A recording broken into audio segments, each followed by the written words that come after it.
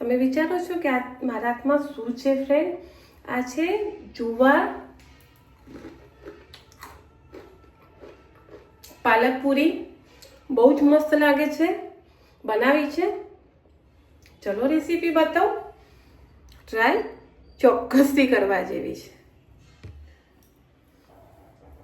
Hello friends, જય અંબે, જય માતાજી. કેમ છો બધા? મજામાં? સ્વાગત છે તમારું મારી રસોઈની ચેનલમાં. આમાં લસણ લીધું છે અને એક ડુંગળી સમારી છે અને થોડું જીરું એડ કર્યું છે. આની એક મસ્ત પેસ્ટ બનાવી દઈશું. પહેલાં પાલક પલાળીને જે રાખ્યો હતો ને પાણીમાં એને સમાર લઈશું, પણ બને ત્યાં સુધી ફ્રેન્ડ એકદમ ઝીણો સમારજો. પૂરી બનાવી છે ને એટલે એની તમે પેસ્ટ કરી શકો. પેસ્ટ કરો કરતાં પણ સમારીને ઝીણો ઝીણો લેશો ને તો તમને એની આ પૂરી ખાવાની મજા આવશે. પેલો ખાલી તમને કલર દેખાશે. આ તમે જ્યારે બાઈટ લો, અંદર પૂરીનો ટેસ્ટ કરો ભાગીને કડકો, ત્યારે તમને પ્રોપર એનો ફ્લેવર બી આવે અને દેખાય બી ખરા કે આ પાલકનો પીસ છે. બરાબર? તો આપણે એકદમ બને ત્યાં સુધી એને ઝીણો ઝીણો સમાર લઈશું. તો ચલો, પાલક લઈ લીધો છે તો સૌ પહેલાં આપણે એમાં 1 વાટકી જેટલો જુવારનો લોટ લઈ લઈશું. આ પૂરીમાં કોઈ માપ નથી કે કોઈ વસ્તુ માપીને લેવાની જરૂર નથી. તમને જે ટેસ્ટ વસ્તુનો ભાવતો હોય એ વધારે બી એડ કરી શકો, ઓછી બી કરી શકો, ના ભાવતો હોય તો. બરાબર? પણ બનાવવાની રીત ખાલી હું તમને બતાવું છું, અને તમારે વધારે બનાવવી હોય તો તમે એ પ્રમાણે લોટ લઈ શકો છો. તો મેં જુવારનો લોટ 1 વાટકી લીધો છે, તો એની સામે મેં ચણાનો લોટ અડધી વાટકી જેટલો લીધો છે. વાટકી ડિફરન્ટ છે, પણ ભરવા જવું તો બી આ અડધી વાટકી જ થાય. તમને ક્વોન્ટિટી દેખાતી જ હશે. બરાબર? એને બી આપણે મસ્ત ચાળી લઈશું. ચણાનો લોટ ના એડ કરવો હોય તો તમે અંદર મકાઈનો લોટ બી એડ કરી શકો છો.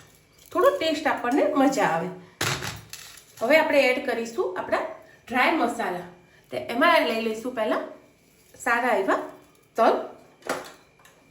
તલ કોઈ બી પૂરીમાં તમે નાખો ને તો એનો ટેસ્ટ ડબલ જ કરી દે. એડ મરચું કરીશું. થોડો ગરમ મસાલા એમાં, કારણ કે બધા જ મસાલા આવી જાય છે. તજ છે, લવિંગ છે, ઇલાયચી છે, તો આખો ટેસ્ટ આપણા પૂરીનો કે એનો ડિફરન્ટ આપે છે. મીઠું છે ટેસ્ટ અનુસાર, અને થોડીક જ હળદર. બરાબર? ધાણા જીરું અમે એડ કરવાની આપણે જરૂર નથી, કારણ કે આમાં કોઈ એવું છે નહીં. હવે જે આપણે જે પેસ્ટ બનાવીને રાખી છે લસણ ને ડુંગળીની, તો એને આપણે ચાળીને લઈ લઈશું. જો તમારી જોડે ડુંગળીની આ પેસ્ટ ડ્રાય પાવડર હોય ને તો સૌથી સારું. તો તમે મહિનાઓ સુધી સ્ટોર કરો ને તો તમારે આમાં વધારે પડતી તળવાની કે મતલબ આ પેસ્ટ છે એટલે એને ધ્યાન રાખવું પડે તળતી વખતે, ખબર છે ને? અને પાવડર હોય તો આ બધા લોટની જેમ પાવડર બી ભળી જાય. જો પાવડર હોય તો પહેલાં પાવડર લેજો, ના હોય તો મારી જેમ પેસ્ટ કરીને એડ કરી દેજો. પણ તમને મજા આવશે, ટેસ્ટ અલગ લાગશે. એકલો પાલકનો ટેસ્ટ લઈએ એના કરતાં આપણે જે રીતે આપણો પાલક પનીરને બનાવતા તો પનીર એડ કરવું હોય તો તમે કરી શકો છો, પણ મેં બનાવ્યું નથી અને કર્યું બી નથી. બરાબર? પેસ્ટ જેટલી ચાળીને લેવી હતી મને ટેસ્ટ પ્રમાણે એટલી મેં લઈ લીધી છે. મેં ઊંધો હાથ લીધો છે, થોડું વાગેલું છે એટલે ફ્રેન્ડ. ઓકે? હવે હું હાથ ધોઈ બેન્ડેડ લગાવી અને પછી લોટ બાંધીશ. આમાં 3 ચમચી જેટલું હું મારા અંદાજે તેલ રેડ દઈશ. તમારે માપીને રેડવું હોય, ઓછું રેડવું હોય, વધારે રેડવું હોય તો રેડી શકો, પણ બને ત્યાં સુધી વધારે ના રેડતા, કારણ કે આપણે પૂરી ફ્રાય કરવાની છે એટલે તૂટી ના જાય. આમ બી જુવારના લોટને કોઈ બાઇન્ડિંગ હોતું નથી. બરાબર? અને ક્રિસ્પી કરવી છે એટલે વાંધો નહીં આવે, ઓછું તેલ હશે તો. હવે આપણે બધા મસાલા એડ કરી દીધા છે. હું હાથ ધોઈ અને આ લોટ બાંધી લઈશ. ચલો, આપણે એને લોટ બાંધી લઈશું સરસ રીતે. આમાં બને ત્યાં સુધી ફ્રેન્ડ હું પાણી એડ નહીં કરું. મને કડક લોટ જોઈએ, જેવો ભાખરીનો હોય ને એવો, કારણ કે એને વણવાની કે એવું બહુ જરૂર નથી. હાથથી તમે થેપડીને બી સરસ મસ્ત કરી શકશો. અને જરૂર પડે તો આપણે જે ડુંગળીવાળી પેસ્ટ કરી છે એમાં ધોઈ અને થોડું પાણી લઈ લેવાનું, કારણ કે આપણે તેલ ઓછું રેડતા હોય. એની જગ્યાએ તમારે જો દહીં એડ કરવું હોય તો 1 વાટકી તમે અડધી ચમચી કે જે રીતે તમારો લોટ હોય બાંધવામાં જરૂર પડે એટલું દહીં એડ કરી લેવાનું. તો હવે હું 2 ચમચી જેટલું અંદર દહીં એડ કરી લઈશ. 2 ચમચી જેટલું મેં દહીં એડ કરી દીધું. બસ, હવે આનાથી મારો લોટ મસ્ત બંધાઈ જશે, ટાઈટ.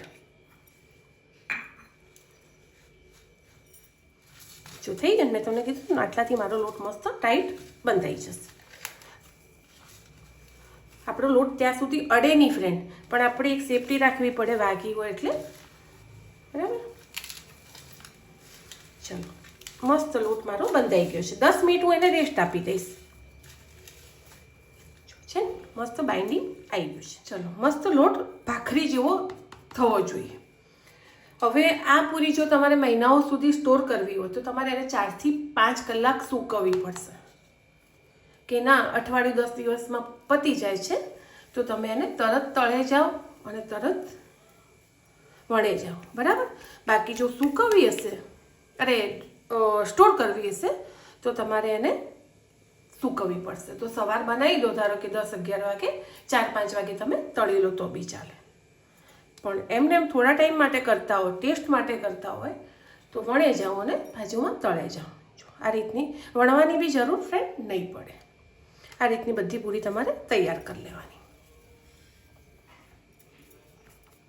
હાથથી ના થાય તો બટર પેપર ઉપર થોડી થેપડી લેવાની. પતળી કરવાની, બહુ જાડી નહીં રાખવાની, બરાબર. મેં હાથથી જ કરી લીધી છે અને એને પંખા નીચે અડધો કલાક થોડી સુકાવા દઈશ. જો આ રીતે તમારી જોડે ઓળસીઓ લઈ અને એક બટર પેપર લઈ લેવાનું અને મસ્ત એને તેલવાળું કરી દેવાનું. અને હાથથી બી તમે આને મસ્ત થેપડી શકો, વેલણથી બી તમે કરી શકો. નાની મોટી તમને જે સાઈઝની જોઈતી હોય એ રીતે પૂરી બનાવી લેવાની.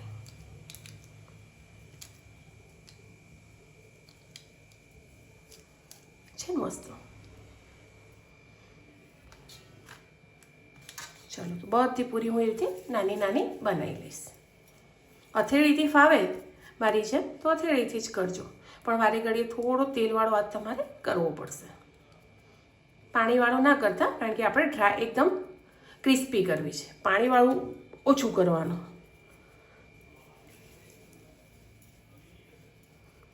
ચાલો,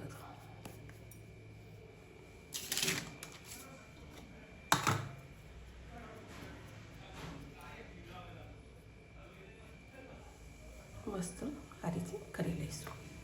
જે થાળીમાં તમે પૂરી મૂકો ને તમારી, એ થાળી થોડી લોટવાળી નીચેથી કરી લેજો એટલે ચોટી ના જાય.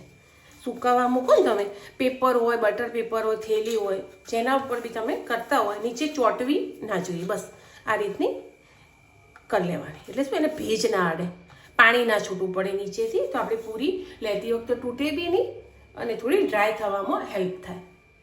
જો તમને વણતા ના ફાવે, અથેળીમાં ઘટતા ના ફાવે કે ચોંટી જાય છે, તો એક નાનું ગુલ્લું આ રીતે કરવાનું અને આ રીતનો ડ્રાય કોઈ બી જુવારનો લોટ કે ઘઉંનો લોટ લઈ લેવાનો અને પછી એને આ રીતે મસ્ત તમારે 2 અંગૂઠાથી અને આંગળીથી આ રીતે ધીમે ધીમે કરશો ને તો બી મસ્ત પૂરીનો શેપ થઈ જશે. પતળી, નહીં ચોટે, નહીં પાણી લેવું પડે કે નહીં તેલ લેવું પડે.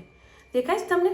અને બિલકુલ પૂરી તૂટશે નહીં. ચલો, મેં મસ્ત પંખા નીચે અડધો કલાક સૂકવી દીધી છે, તેલ બાજુમાં મૂકી દીધું છે. હવે આપણે એને ધીમા તાપે તળી લઈશું. પહેલાં આપણે તેલ ચેક કરીશું ફ્રેન્ડ, કારણ કે આમાં તેલ એકદમ ઠંડુ નહીં ચાલે, હજુ નથી આવ્યું. મેં થોડા દિવસ પહેલાં ઘઉંના લોટની જીરા પૂરી શેર કરી હતી, એમાં મેં નોર્મલ તેલ રાખ્યું હતું. તો એક બેનની કોમેન્ટ આવી કે તમે ખોટું શીખવાડો. પણ જાડી પૂરી હોય ને ફ્રેન્ડ, તો આનાથી બી ઓછું તેલ જોઈએ. જો આવા ફૂલ તેલ ઉપર હું અંદર પૂરી એડ કરી દઉં તો બહારનું લેયર બધું લાલ થઈ જાય અને અંદરથી કાચું રહે. એટલા માટે જાડી પૂરી તમે ક્યારેય તળો ને, બિસ્કિટ પૂરી, તો આ છે એનાથી બી ઓછું તેલ જોઈએ. તો અંદરથી તળાતા તળાતા બહારથી પૂરી તળાવા લાગે.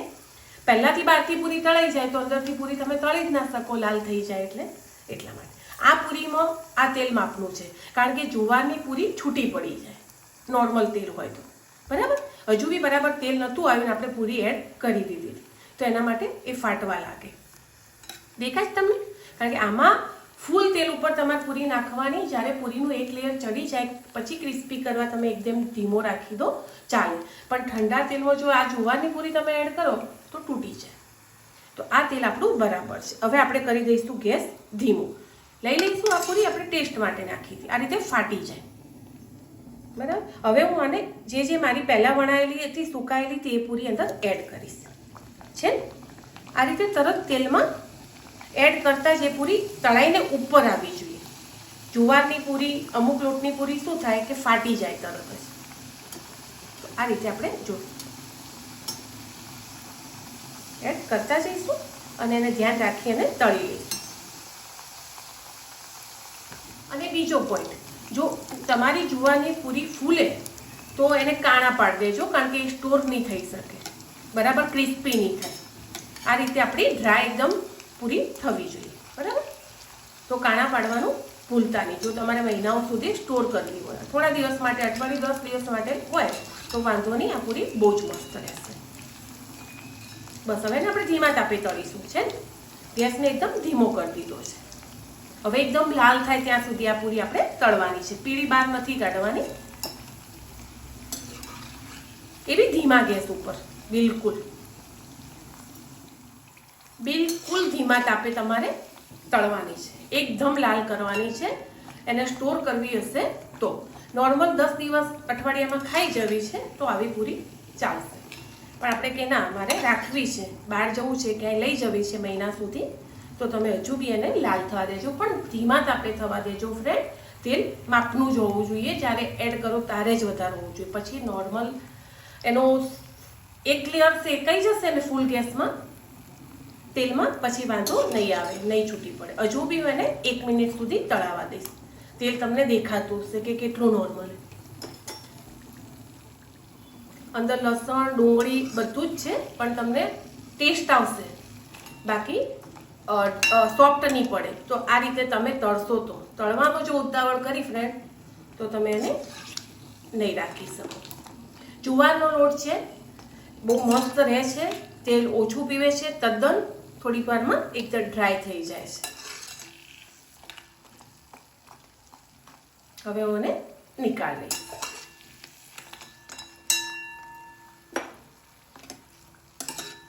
એ જ રીતે આપણે બધી પૂરી તળી લઈશું.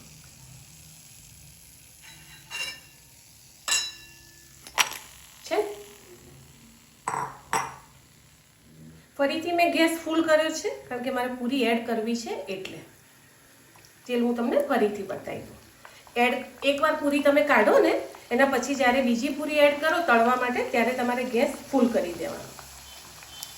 એટલે એ ઉપર આવતી થાય પૂરી. તમે બધી પૂરી એડ કરી લો અંદર, કે ભાઈ જેટલી અંદર પૂરી તળવા માટે તમારે તાંસળામાં એડ કરવી હતી એટલી થઈ ગઈ છે. પછી જે 2-4 પૂરી ઉપર આવી જાય આ રીતે, જે નાખેલી પૂરી બધી જ ઉપર આવી જાય, એના પછી આપણે ટોટલી ધીમા ગેસે પૂરી તળવાની છે. બસ આટલી જ વાર ફૂલ ગેસ કરવાનો હતો કે તમે પેલી પૂરી બહાર કાઢી તળાઈ ગઈ, એડ જ્યારે બીજી પૂરી કરવા જાઓ એટલે ગેસ ફૂલ કરી દેવાનો, અને બધી પૂરી આ રીતે તળાઈને એકવાર ઉપર આવી જાય નોર્મલી, એ પછી તમારે એકદમ ધીમો ગેસ કરી અને ઠેક લાસ્ટ સુધીની પૂરી તમારે આ રીતની તળવાની છે. બસ આટલું કામ કરવાનું છે. તો મહિનાઓ સુધી તમે જુવાર પાલક ડુંગળીની પૂરી રાખી શકશો. એકવાર આવું થાય એટલે તમારે ધીમે રહીને આ ચમચાથી અને ફેરવી લેવાની હળવા હાથે. તો હું બધી પૂરીઓ આ રીતે તળી લઈશ. તો તળાઈ બી ગઈ છે, બીજી તળાઈ બી છે ફ્રેન્ડ. તો તૈયાર છે મારી આ જુવાર પાલક ડુંગળીની પૂરી. દેખાય તમને કેટલી મસ્ત બને છે, અને ટેસ્ટ